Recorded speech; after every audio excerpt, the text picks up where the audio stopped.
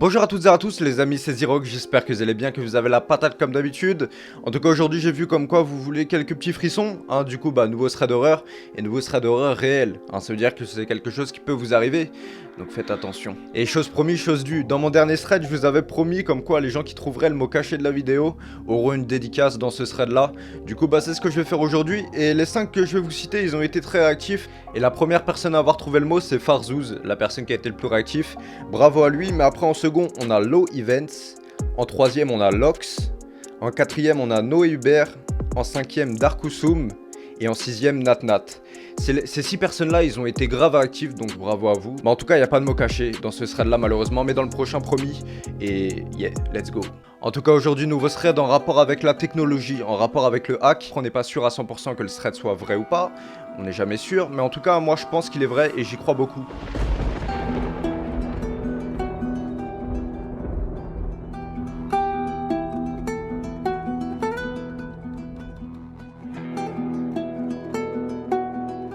Aujourd'hui, la technologie, c'est vraiment devenu quelque chose d'indispensable.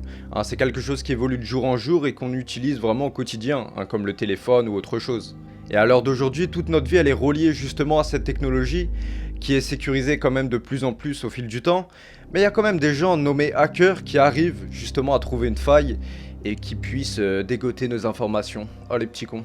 En tout cas, aujourd'hui, je vais vous raconter l'histoire de Léa. C'est une jeune fille qui a subi une histoire de fou à cause d'un hacker.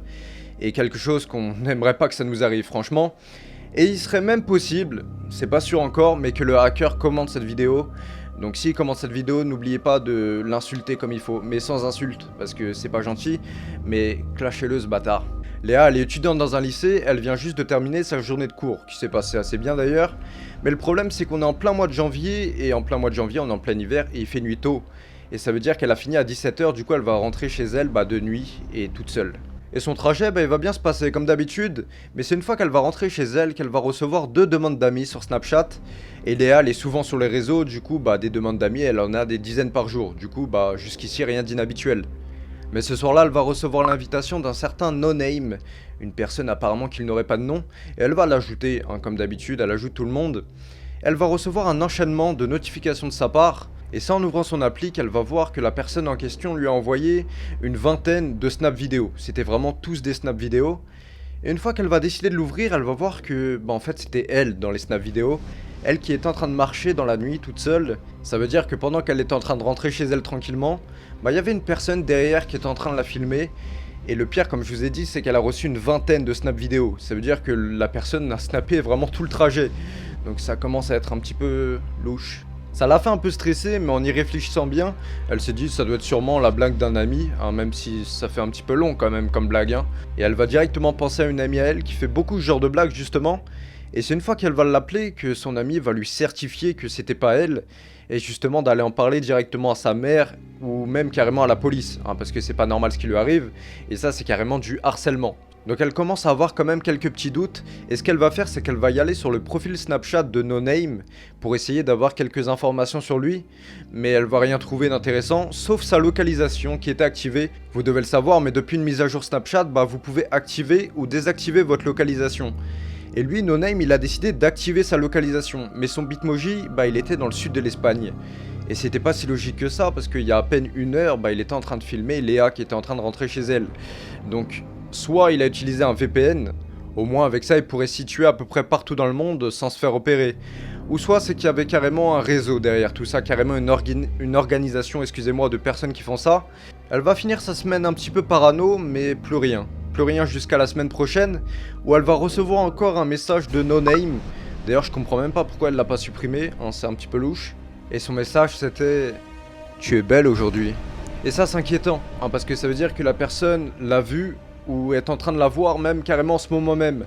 Léa, complètement en panique, par précaution, elle va fermer ses volets et lui répondre sur Snapchat en le traitant de psychopathe. Et c'est un peu ce qu'il est, elle a un peu raison là-dessus. Mais cette fois-ci, elle voulait pas faire la même erreur une deuxième fois. Elle va prévenir directement sa mère qui appellera la police. Et quand ils vont venir, ils vont vraiment quadriller la zone, recouvrir la zone pendant toute la nuit, afin de retrouver justement cet individu. Et malheureusement, ça n'aboutira à rien. Ils vont rien trouver à part, rien. Mais le coin il va quand même rester sous surveillance, ça veut dire qu'il y aura beaucoup moins de monde, mais il va rester quand même sous protection. Et le hacker il a quand même le culot de renvoyer un deuxième message après, le lendemain, en lui disant « La police, c'est pour moi ». Donc ça veut dire qu'il n'a pas lâché l'affaire et qu'il était au courant de toute l'histoire. Comment ça se fait que ce hacker il soit au courant de tout, mais que personne le voit? En fait c'est simple, c'est que lui, il a rien à craindre. En fait il était pas là en train de l'observer, mais il l'observait à l'aide de sa webcam, de son ordinateur. Ça c'est ma phobie ce truc, vraiment qui n'a jamais eu peur d'être surveillé par sa webcam? Mais Léa elle est pas conne, elle va le remarquer quelques heures plus tard en voyant que sa webcam n'était jamais au même endroit. Ça veut dire parfois elle était un peu plus sur la gauche, un peu plus sur la droite, ça dépendait. Du coup, par réflexe elle va débrancher sa webcam, l'histoire d'être tranquille. Après est-ce qu'elle va être tranquille? Non. Ah non. Et après cet événement, Léa, elle aura plus trop de nouvelles du hacker, et reprendra sa vie normalement comme elle était auparavant. Sauf que maintenant, pour aller à l'école et pour revenir, elle était plus toute seule. Elle rentrait plus toute seule, mais elle rentrait soit avec sa famille, soit avec ses amis, ça dépendait. Sauf que c'est pas terminé, et un jour d'école, Léa ne rentrera pas chez elle.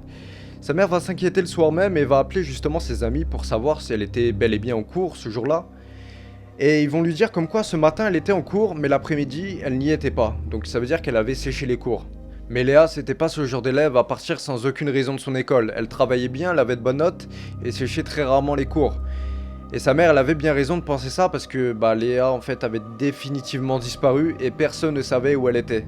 Et c'est quelques jours plus tard que la mère de Léa va recevoir un message d'un certain No Name que vous connaissez bien et qu'elle connaît bien aussi, qui va lui envoyer un lien qui mène directement sur le Deep Web. Et sur ce lien qui mène au Deep Web, elle va être dirigée vers une Red Room.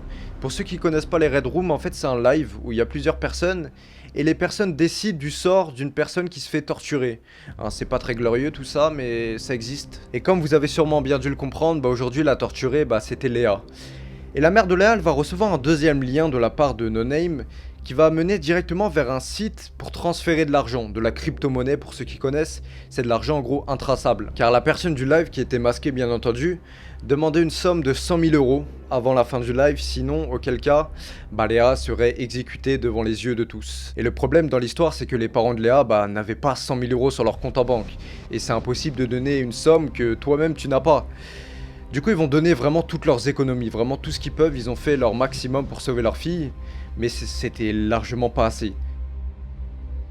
À ce moment-là c'était vraiment mal parti pour elle, il restait seulement que quelques heures avant que le live se termine et qu'elle se fasse exécuter devant tout le monde.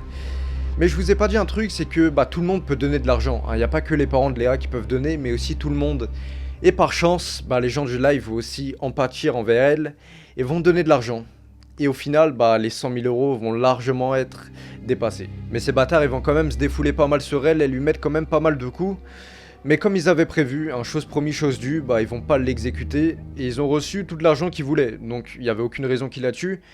Et à la fin du live, ils vont la ramener dans une forêt qui était pas loin de chez elle, l'histoire de la libérer. Mais bon, elle a vu aucune tête, elle ne sait absolument pas où elle était et qui c'était.